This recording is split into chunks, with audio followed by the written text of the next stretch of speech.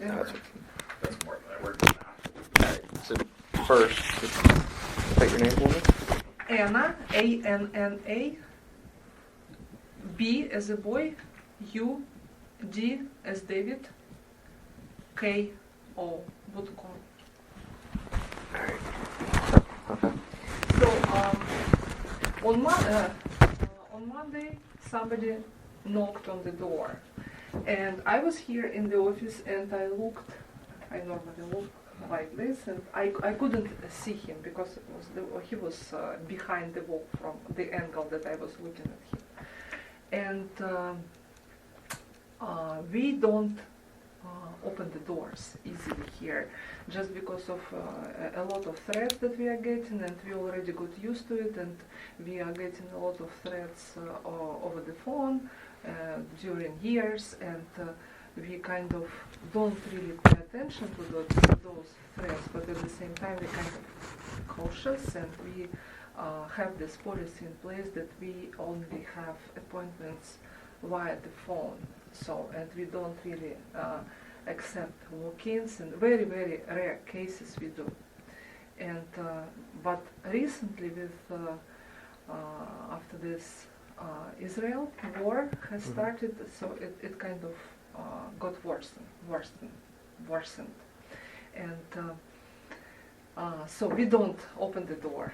And I was trying to look at him, and I couldn't see him, but he was banging on the door, on the glass door, for maybe 10-15 minutes, for a very long time. He was there, and he was knocking and banging and non-stop. And it was, I don't remember the exact time when it has started, but I know that it was close to 12, because normally at 12 I have a phone call with my relatives from Ukraine on Monday, every Monday, and I do it outside.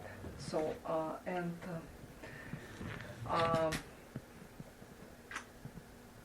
I wasn't able to leave the office. I was communicating to them via Skype, saying that we are not able to do that. And at some point I could see him. He was trying to look through the windows here, and I was trying to make sure that he does not see me. And I remember that he had a T-shirt or polo with the big, quite big word investigator on it. And then after maybe 15 minutes, that period of time, it kind of disappeared, and I thought that he left. And apparently he did not. He had a big white truck on the parking lot, and he was there. And then maybe half an hour, 20 minutes, 40 minutes later, he came over again. He started banging on the windows, and also he was shouting, "Randy fine, I'm here to serve you." I don't remember literally what he was saying, but that "I'm here to serve you, just come out and accept the service from me, Randy fine." He was shouting that for maybe for a few minutes. And then at some point, then it was quiet. It was quiet, and then I just came out of the door, and Rep Fine's door was open, and I could see that that guy was putting something. I did not see that it was a phone. Obviously, it was a phone, but he was putting something against the glass, the window glass. And then I just came back, and that's it. Did it make you nervous? No. Honestly, I don't know. I guess in general, I'm not like, I don't have that feelings like fear to be killed or to be scared. No, it did not. Even when we receive all those phone calls, we receive sometimes calls that, oh, I will just come over, and some threatening phone calls. I just don't feel all those scary feelings. Plus,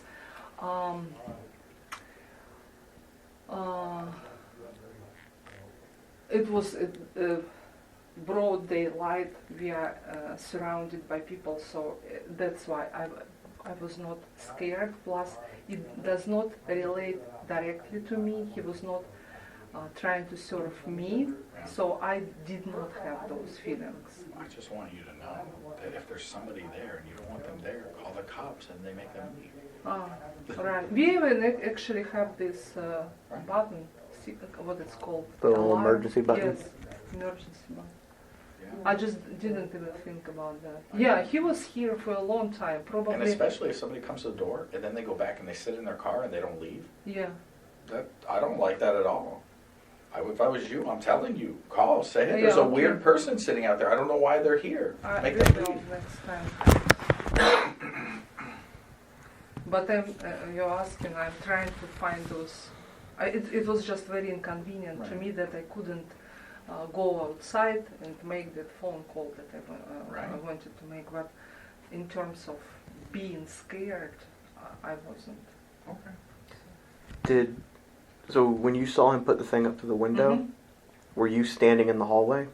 I was, I can show you how I did it. I was just walking from here, and I saw him from this angle. Okay.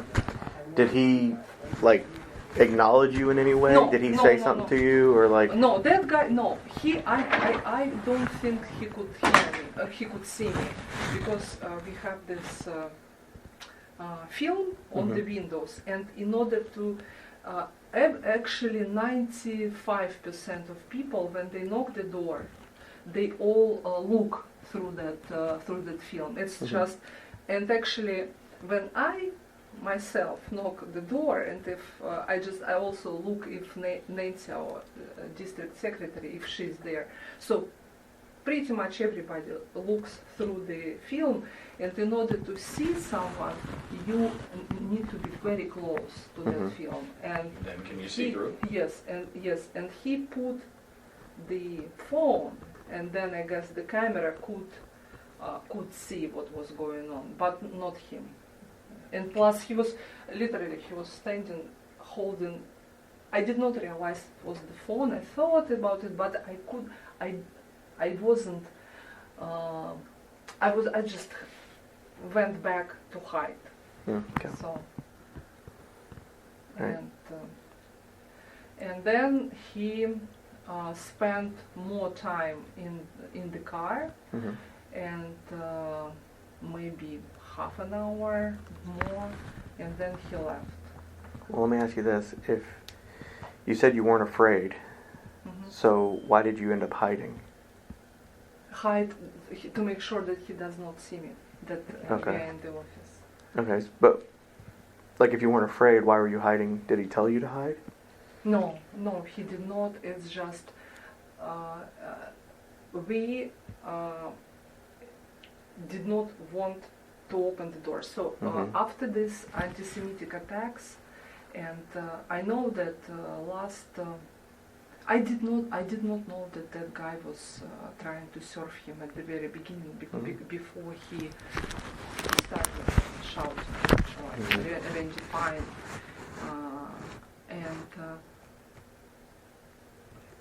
someone in the capital was trying, like Muslim guy was trying to sneak in the capital in Tallahassee, and the speaker appointed security guys for him in Tallahassee. So it's always two guys outside,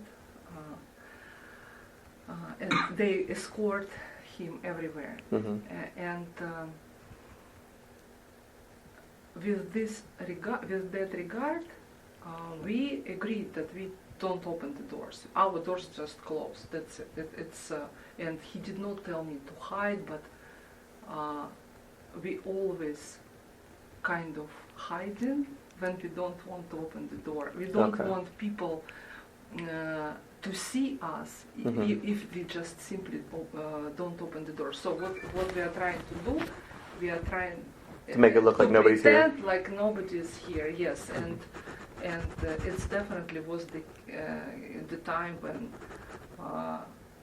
I don't need to hide. When I said hide to Yeah. be in the office, I don't have any windows, so I'm good here. Yeah. But when Nancy's up front, she is hiding behind her desk.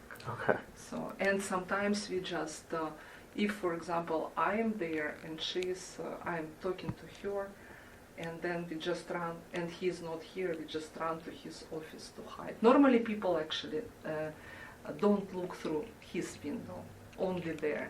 Okay. It was the first time that somebody was, I mean, first time that I am aware that somebody was looking through his window. Okay.